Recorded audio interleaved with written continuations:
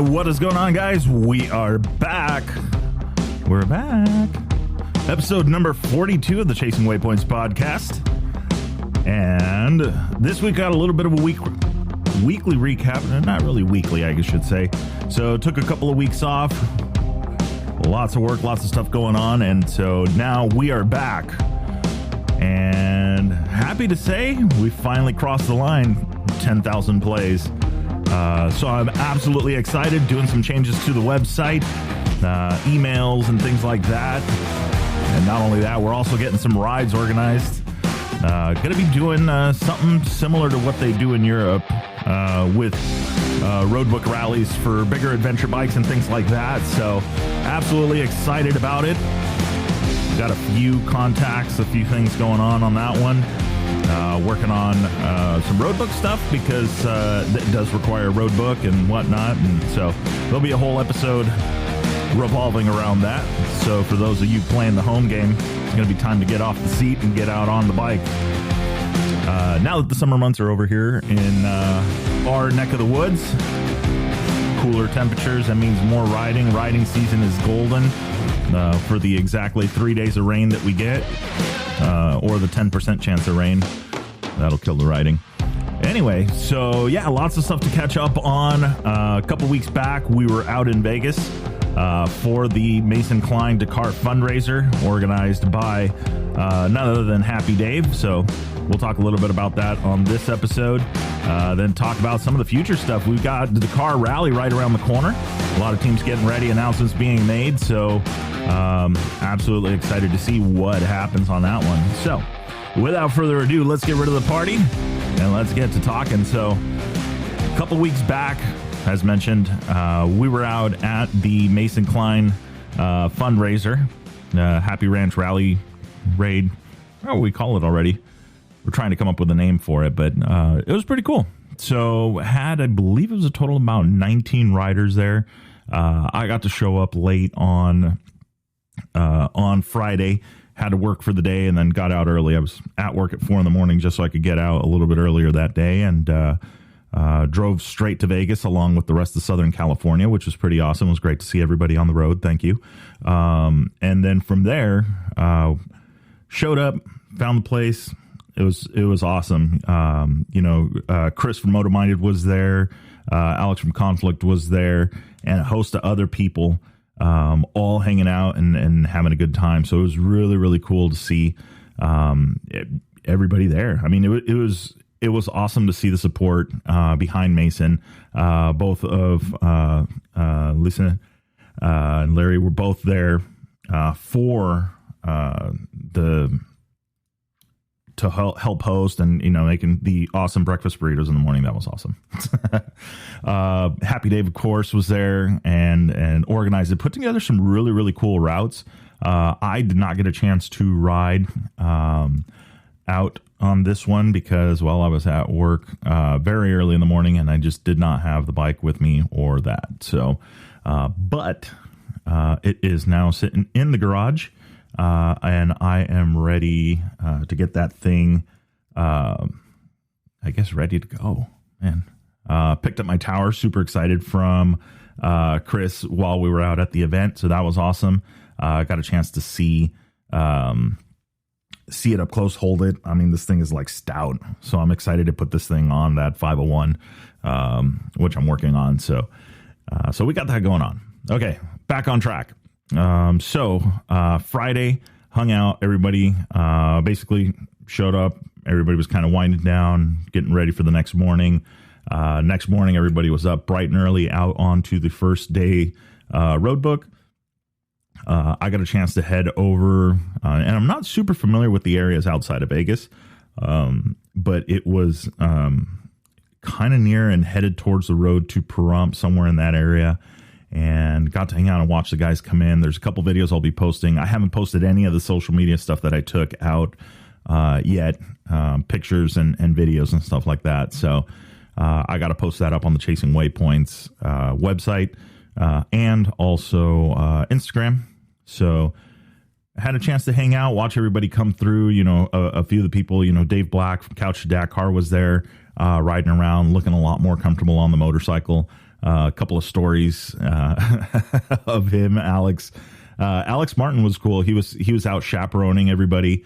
Had previously ran the road books the day before and just kind of helped tune them up and get them ready, but then also was out chaperoning and just keeping an eye on the crowd. So that was pretty cool.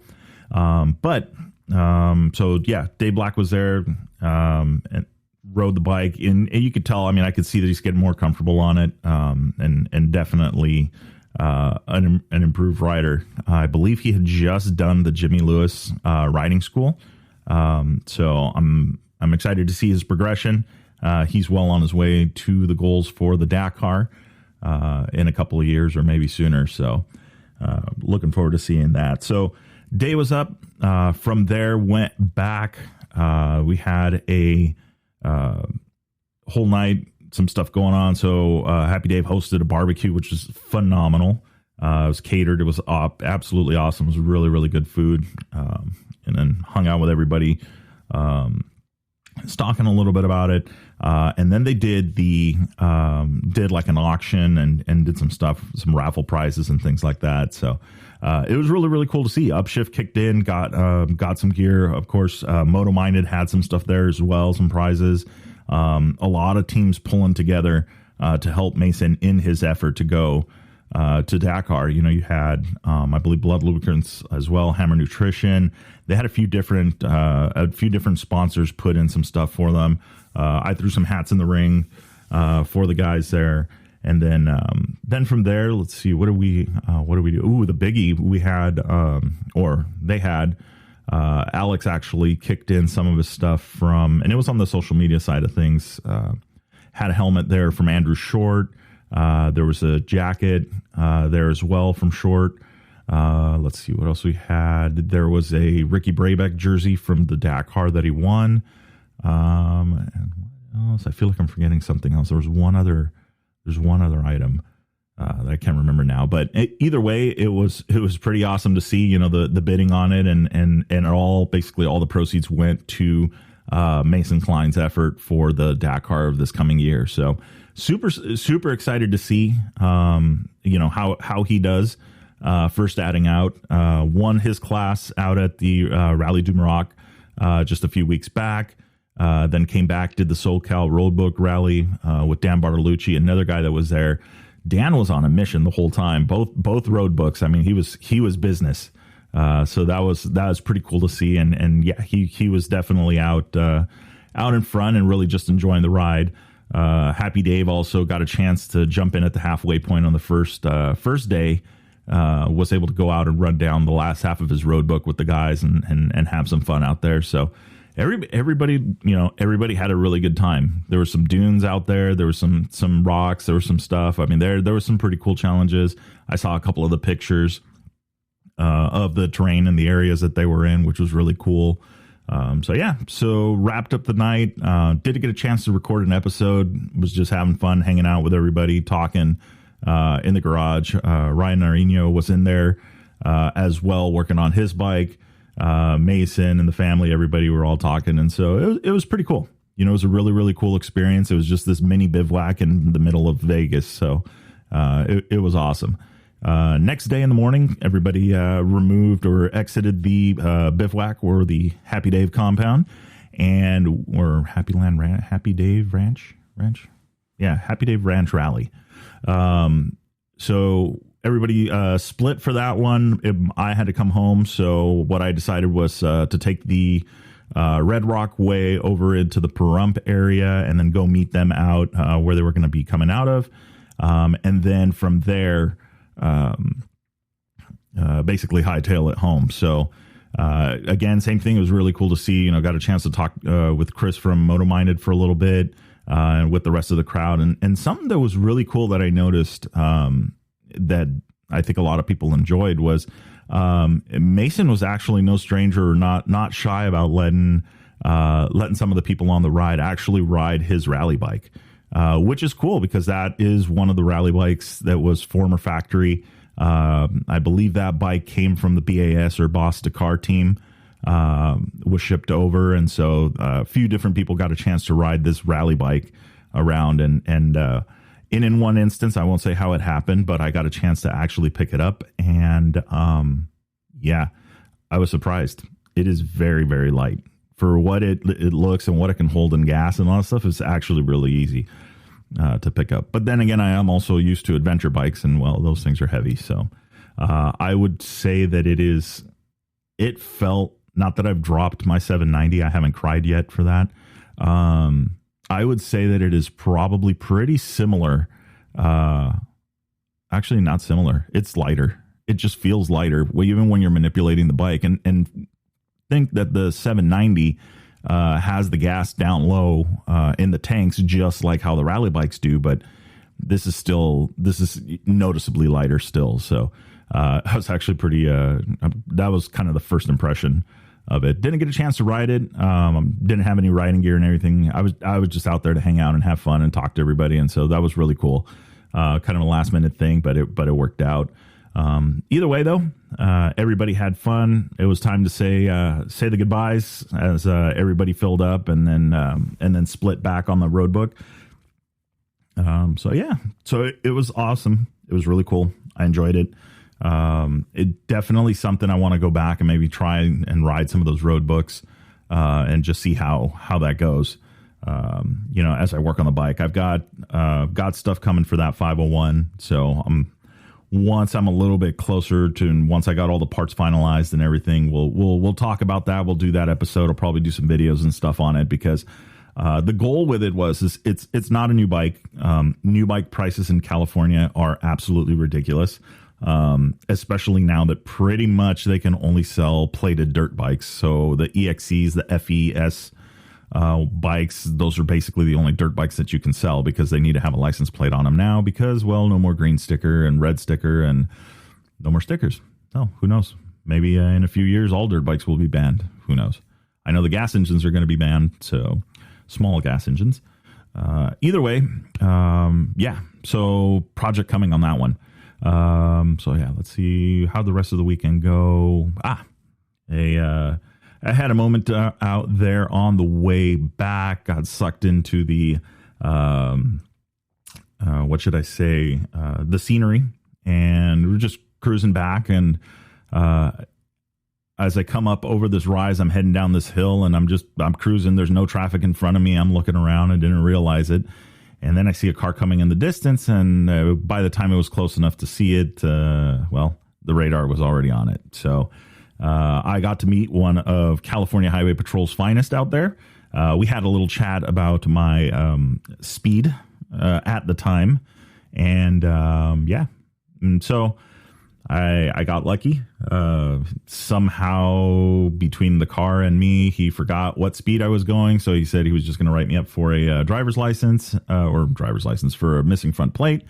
So I got lucky, and that was my story. So interesting enough. Hey, did you know that if you do 65 miles an hour in your car, your gas mileage will get much closer to what it is actually rated by the Environmental Protection Agency? Yes, that is a known fact. So, yeah, did 65 the rest of the way. I don't remember seeing a speed limit sign. I didn't even know I had crossed back into California. Usually they have a big thing that says welcome back to California. I'm surprised they don't have a toll booth yet to collect your taxes for breathing the air on that side of the border. But coming soon. And I hope somebody that's listening that could influence that doesn't do that. Yeah. So anyway, yeah. So got that, took the back way around through the dunes and all of that area, trying to avoid the traffic, stopped off at that Alien Jerky or whatever it is, which is really crazy. I remember as a kid going through Baker and in that area, and there was this little place, this little joint. Now it's like this huge new building. Apparently there's a hotel in the back now, and it was really cool. So picked up a couple of souvenirs, and then back on the road after a few hours. Everybody that was coming from Southern California on Friday night in Vegas, we all decided to meet in Barstow. It was really cool. Total reunion. Everybody just hanging out on the freeway, not going anywhere. And then finally got home. I don't even remember. I think I left at noon, and I got home around 8 or 9 at night. So it was definitely a long trip back. But either way, had a lot of fun while I was out there, so not too worried about that. So, okay, so that was it. So next stop, obviously, if you guys follow Mason on the social media side of things, they're out. They had a race, I believe, this weekend that they were at, and then also more road books, more training, and just gonna keep doing what he's doing. I got a really cool shot of something that I was always curious about it. I had noticed on his bike a couple of times, and I'll use that for the cover of this one. But maybe we can start calling him the Rubber Band Kid. I don't know. Let's see. We'll find out.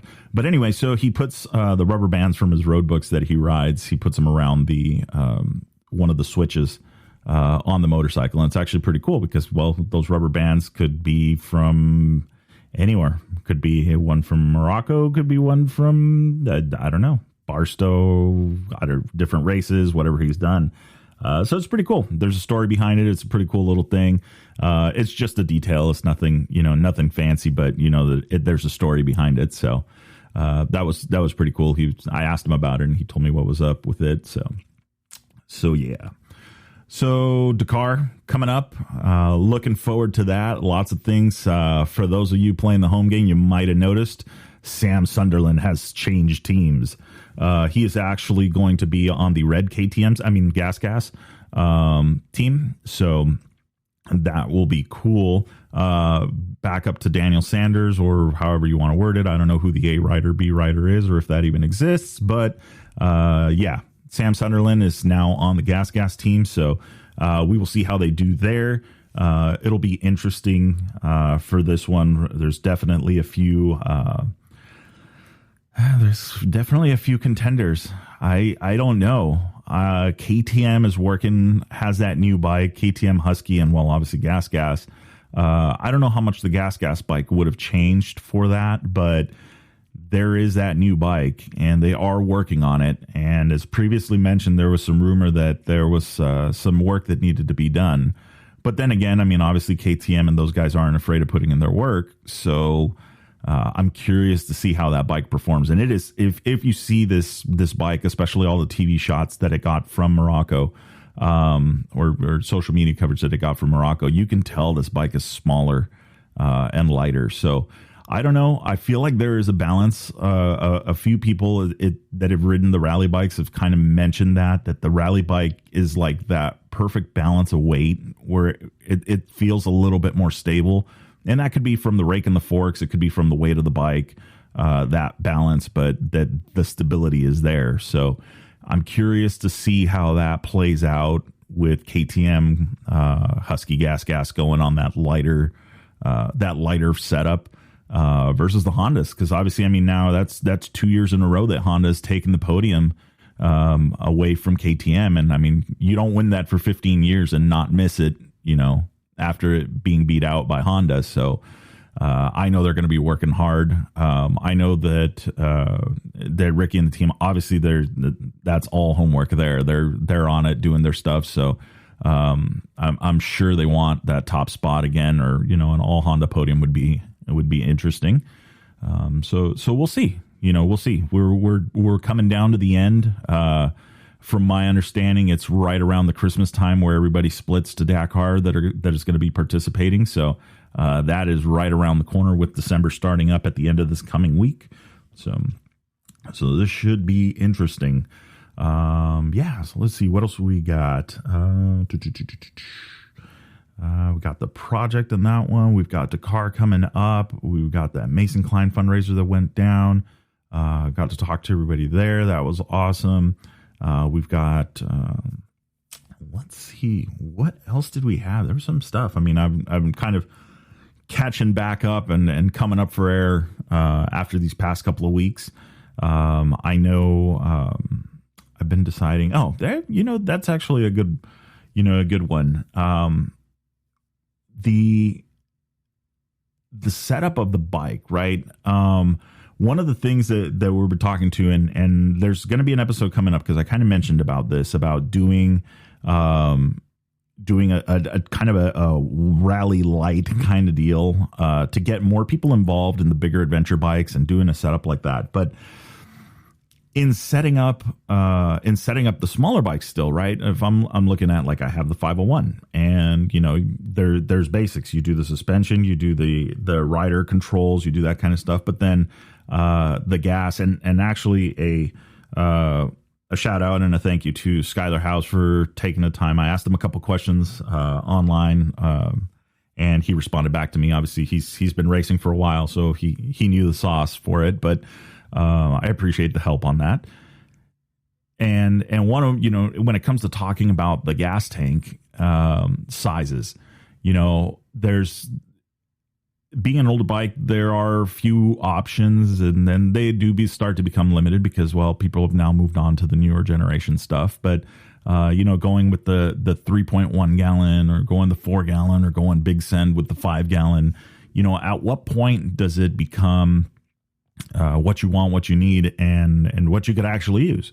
And, you know, I'm thinking, you know, well, if I go 5 gallon and the tower and all of this other stuff, you know, how big is that bike going to get? And it's going to move it into basically an adventure bike category because, well, now the bike is super heavy. And yeah, you don't have to use all 5 gallons, but then you got to think, well, it puts the 5 gallon weight up top, and then now the bike becomes top heavy and it's not going to corner as easily, and da-da-da-da-da.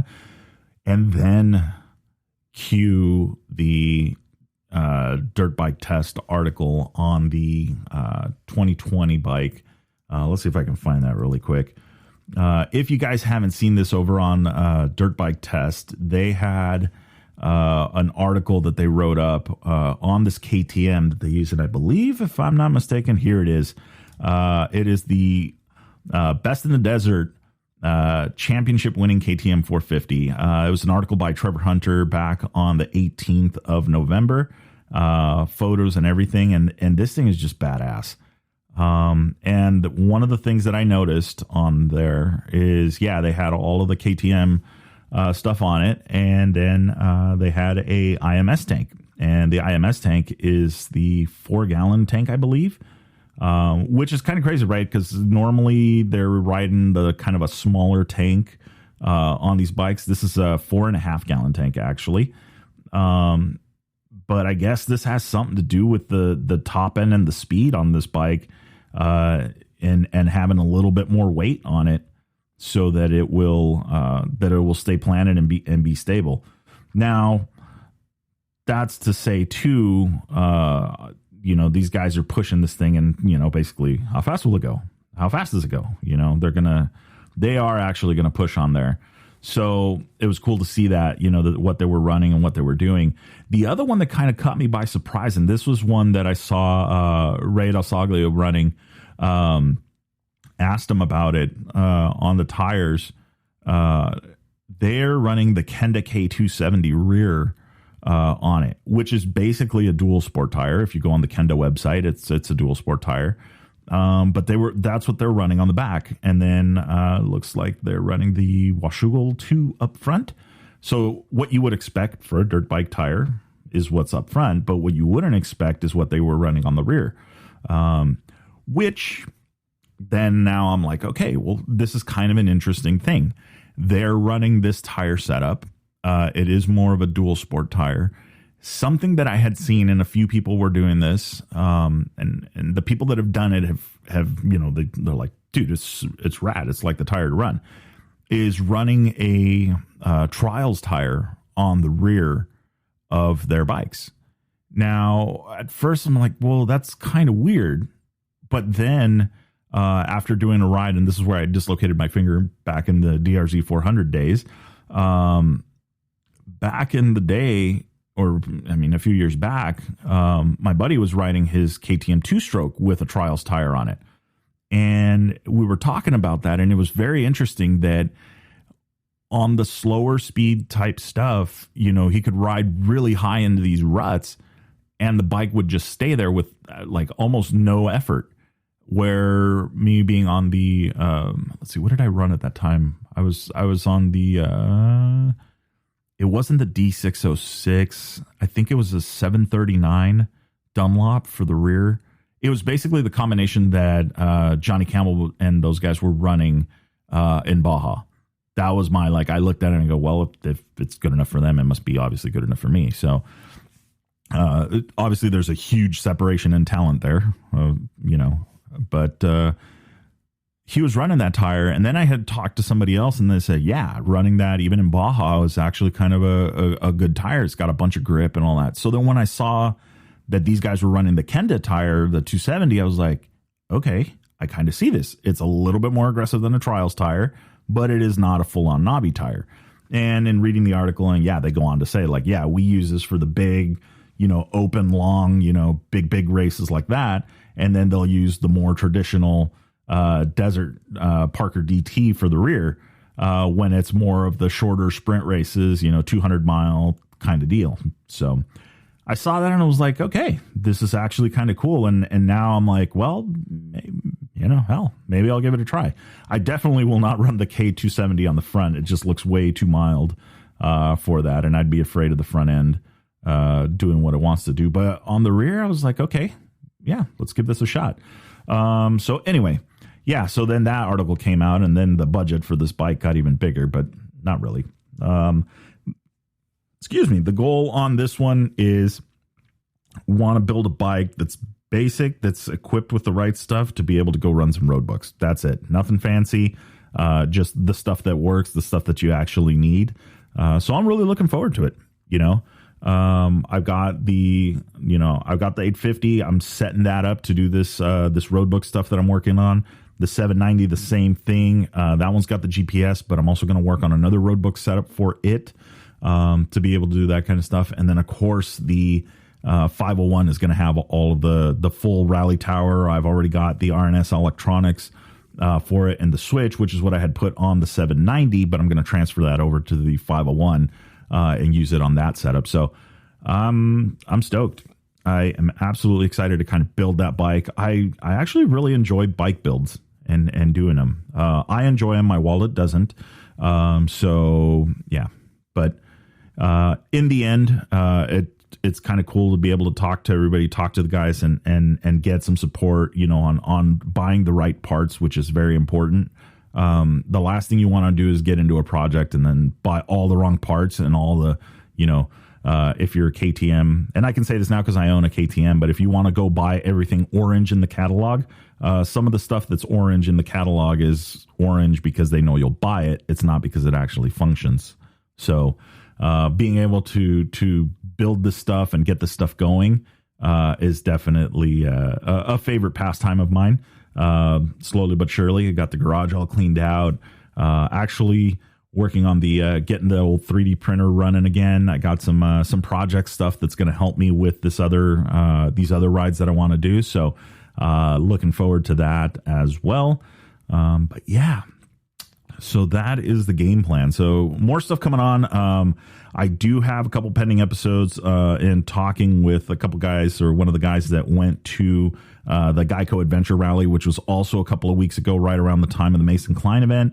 Want to talk to them about it and see how that went. I think that was a really, really cool event. And that's 3 years now. I just haven't been able to make it. I'm hoping to change my work schedule so I can start making these events here, as well as traveling to some of the other events and meeting some of the people that listen along, because I gotta say, it's really cool to go in like this past weekend and there's a lot of people that I don't know, but they recognize, whether it's either my voice or the introduction and just meeting everybody. And the thing that I love about it is that it's this whole bivouac thing and everybody is just super cool and there's all plans and there's this common ground of rally around it. And there's a couple of things that I learned over the weekend as well that I think will help, but also a couple of big things coming. So I'm excited. I can tell you right now is the efforts in Dakar from the American side, from the US side, is growing, and it's going to start growing in a more of an exponential fashion. So we're going to have more people to cheer on, more people to support and help and help get out there. It's awesome. So the goal behind what I'm doing is to try and help more people get into the sport by doing it in a kind of a different way and something that's a little bit more easier for people. So yeah, I'm absolutely stoked. So I don't know. Let's see what else we got. We got bike builds going. We got Dakar fundraisers, Dakar coming. More teams going to Dakar. We got, all sorts of stuff. So I don't know. What do you guys want to hear? If you haven't already signed up, jump over to the bivouac on chasingwaypoints.com. You'll get a chance to see, and we can start the conversation and talking. I want to do a post for every episode or the latest episode and talk a little bit about it. So if you guys jump over to that, sign up for the forum and just chill, answer the questions and stuff like that. I've got some people that we can ask if there's questions on there, maybe about building a bike or doing something, what to do, doing some bike builds. I mean, we'll figure it out, whatever. I'm sure it'll be cool. So yeah, so that is the game plan. I've got a couple more episodes, probably going to record them today, as we get it, but, this will be episode 42 and yeah, 10,000 listens. That's crazy. 41 episodes ago, I would have never I'm stoked. So look for more changes on the Chasing Waypoints website. I'm trying to organize everything a little bit better so it's a little bit more aesthetically pleasing. So we'll see how it looks. One man show right now. So we will see how things progress. But yeah, I got to say, I really appreciate everybody tuning in from around the world, which is pretty awesome to see. I can see the analytics and everybody's listening. Pretty much on every continent. Got listeners. It's a pretty long list. Pretty surprised. And yeah, but I really appreciate everybody tuning in and listening to the episodes, and I hope you guys are enjoying it, and I'm looking forward to doing a lot more of them. But yeah, 10,000, crazy. All right, well. With that being said, we are at 35 minutes, which according to the statistics of the United States is the average length of the commute. So if you're listening along in the car, have a good day. And yeah, so we will see you guys for the next episode. Remember to follow on the Instagram, on the YouTube. I'm putting some more stuff up on YouTube as well.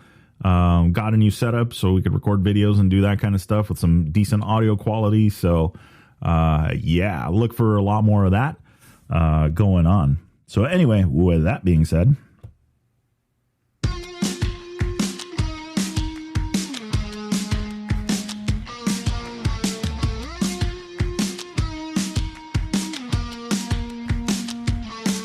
all right, that is a wrap for the Chasing Waypoints podcast this week. Hope you guys enjoyed the show. Don't forget to like and subscribe if you like what you heard. We are available on Apple Podcasts, Google Podcasts, and a bunch of others. Also, follow us on social media. You can find us on Facebook under Chasing Waypoints, Instagram, Chasing Waypoints _official, and, of course, the YouTube under Chasing Waypoints. Hope everybody has a good week. We will see you guys for the next episode. Remember, shiny side up, and don't forget to tag us. We want to see where you guys are riding and what you guys are up to. Have a great week.